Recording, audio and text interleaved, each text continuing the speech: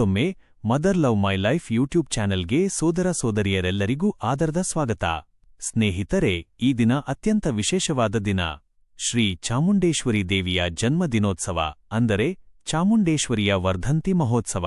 ಈ ಪವಿತ್ರ ಆಷಾಢ ಮಾಸದಲ್ಲಿ ತಾಯಿ ಚಾಮುಂಡೇಶ್ವರಿಯ ಕೃಪೆಗೆ ಪಾತ್ರರಾಗಲು ಯಾವ ದಿನ ಮತ್ತು ಯಾವ ಸಮಯದಲ್ಲಿ ಪೂಜೆ ಮಾಡಬೇಕು, ಮನೆಯಲ್ಲಿಯೇ ಅತ್ಯಂತ ಸರಳವಾಗಿ ದೀಪಾರಾಧನೆ ಹಾಗೂ ನೈವೇದ್ಯವನ್ನು ಹೇಗೆ ಮಾಡುವುದು ಎಂಬುದನ್ನು ಈ ವಿಡಿಯೋದಲ್ಲಿ ಸಂಪೂರ್ಣವಾಗಿ ತಿಳಿಸಿಕೊಡುತ್ತಿದ್ದೇನೆ. ವಿಡಿಯೋವನ್ನು ಎಲ್ಲೂ ಸ್ಕಿಪ್ ಮಾಡದೆ ಕೊನೆವರೆಗೂ ನೋಡಿ, ಏಕೆಂದರೆ ಮಾತೃಸ್ವರೂಪಿಣಿಯಾದ ಆದಿಶಕ್ತಿ ಚಾಮುಂಡೇಶ್ವರಿ ತಾಯಿಯನ್ನು ಸಕಲ ಇಷ್ಟಾರ್ಥಗಳ ಸಿದ್ಧಿಗಾಗಿ ಪೂಜಿಸಿದರೆ ನಿಮ್ಮೆಲ್ಲ ಕಷ್ಟ ಕಾರ್ಪಣ್ಯಗಳು ಬಗೆಹರಿಯುತ್ತವೆ. ಪ್ರತಿಯೊಬ್ಬರಿಗೂ ಮೈಸೂರಿನ ಚಾಮುಂಡಿ ಬೆಟ್ಟಕ್ಕೆ ಹೋಗಿ ದೇವಿಯ ದರ್ಶನ ಮಾಡಲು ಸಾಧ್ಯವಾಗದಿರಬಹುದು. ಹಾಗಾಗಿ ನಾವಿರುವ ಜಾಗದಲ್ಲೇ ನಮ್ಮ ಮನೆಯಲ್ಲಿ ಅಥವಾ ಹತ್ತಿರದ ದೇವಸ್ಥಾನಕ್ಕೆ ಹೋಗಿ ದೇವಿಯ ದರ್ಶನ ಪಡೆದು ಬನ್ನಿ. ಯಾರಾದರೂ ಮಡಿಲಕ್ಕಿ ಕೊಡುವುದಿದ್ದರೆ ಈ ದಿನ ಕೊಡಿ, ಅತ್ಯಂತ ಶ್ರೇಷ್ಠ. ಮುಖ್ಯ ವಿಷಯ: ಪೂಜೆಯ ದಿನ ಮತ್ತು ಮುಹೂರ್ತ. ಈಗಾಗಲೇ ಆಷಾಢ ಮಾಸದ 3 ಶುಕ್ರವಾರಗಳು ಕಳೆದಿವೆ. ಇನ್ನು ಒಂದೇ ಶುಕ್ರವಾರ ಬಾಕಿ ಇದೆ. ಇಲ್ಲಿಯವರೆಗೆ ಯಾರಿಗೆ ಆಷಾಢ ಮಾಸದ ಆಚರಣೆ ಅಥವಾ ನಿಂಬೆಹಣ್ಣಿನ ದೀಪಾರಾಧನೆ ಮಾಡಲು ಸಾಧ್ಯವಾಗಿಲ್ಲವೋ ಅವರು ಆಗಸ್ಟ್ 4ನೇ ತಾರೀಕು ಮಂಗಳವಾರ, ಅಂದರೆ ಶ್ರೀ ಚಾಮುಂಡೇಶ್ವರಿ ಅಮ್ಮನವರ ವರ್ಧಂತಿ ದಿನದಂದು ಮನೆಯಲ್ಲಿ ದೀಪ ಬೆಳಗಿದರೆ ಅತ್ಯಂತ ಶುಭವಾಗುತ್ತದೆ. ಪೂಜೆಗೆ ಸೂಕ್ತವಾದ ಮುಹೂರ್ತಗಳು: ಬ್ರಾಹ್ಮಿ ಮುಹೂರ್ತ ಬೆಳಿಗ್ಗೆ ಬೆಳಗಿನ ಜಾವ 4:30 ರಿಂದ ಬೆಳಗಿನ ಜಾವ 5:30 ಒಳಗಾಗಿ ಮನೆಯಲ್ಲಿ ದೀಪಾರಾಧನೆ ಮಾಡಬಹುದು.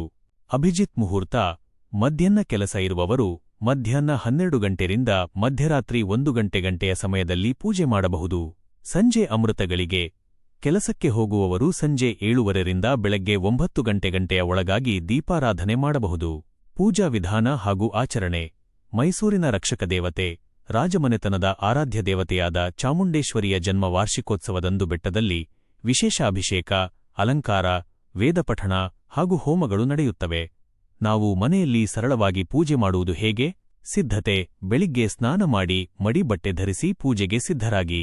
ದೇವಿಯ ಅಲಂಕಾರ: ತಾಯಿಗೆ ಮಲ್ಲಿಗೆ ಹೂವನ್ನು ಅರ್ಪಿಸಿ ಸಾಧ್ಯವಾದರೆ ಪಂಚಾಮೃತ ಅಭಿಷೇಕ ಮಾಡಿ. ದೀಪಾರಾಧನೆ: ದೇವಿಯ ಮುಂದೆ 2 ತುಪ್ಪದ ದೀಪಗಳನ್ನು ಅಥವಾ ಬೆಲ್ಲದ ದೀಪವನ್ನು ಹಚ್ಚಿ. ನೈವೇದ್ಯ: ಬೆಲ್ಲದ ಅನ್ನ ಅಥವಾ ಮೊಸರನ್ನವನ್ನು ನೈವೇದ್ಯವಾಗಿ ಅರ್ಪಿಸಿ. ಪ್ರಾರ್ಥನೆ ಮತ್ತು ಮಂತ್ರ ಜಪ: ಮೊದಲು ವಿಘ್ನ ನಿವಾರಕ ಗಣೇಶನನ್ನು ಪ್ರಾರ್ಥಿಸಿ, ನಂತರ ದುರ್ಗಾದೇವಿಯನ್ನು ಸ್ಮರಿಸುತ್ತಾ ಕುಂಕುಮಾರ್ಚನೆ ಮಾಡಿ. ಓಂ ಶ್ರೀ ಚಾಮುಂಡೇಶ್ವರ್ಯೈ ನಮಃ ಈ ಮಂತ್ರವನ್ನು 108 ಬಾರಿ ಜಪಿಸುತ್ತಾ ಕುಂಕುಮಾರ್ಚನೆ ಮಾಡಿ. ಇದರಿಂದ ನಿಮ್ಮ ಸಕಲ ಕಷ್ಟಗಳು ದೂರವಾಗುತ್ತವೆ. ಇದಲ್ಲದೆ ದುರ್ಗಾ ಸಪ್ತಶತಿ, ದುರ್ಗಾ ಕವಚ, ಲಲಿತಾ ಸಹಸ್ರನಾಮ, ದುರ್ಗಾ ಅಷ್ಟೋತ್ತರ ಅಥವಾ ಮಂಗಳಚಂಡಿಕಾ ಸ್ತೋತ್ರಗಳನ್ನು ಪಾರಾಯಣ ಮಾಡುವುದರಿಂದ ತಾಯಿಯ ಪೂರ್ಣ ಆಶೀರ್ವಾದ ದೊರೆಯುತ್ತದೆ.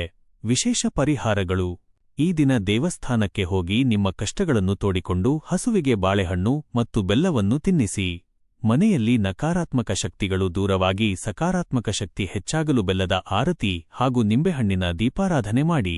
ತಾಯಿ ಚಾಮುಂಡೇಶ್ವರಿಯ ಆಶೀರ್ವಾದ ಸದಾ ನಿಮ್ಮೆಲ್ಲರ ಮೇಲಿರಲಿ ಎಂದು ಹಾರೈಸುತ್ತೇನೆ.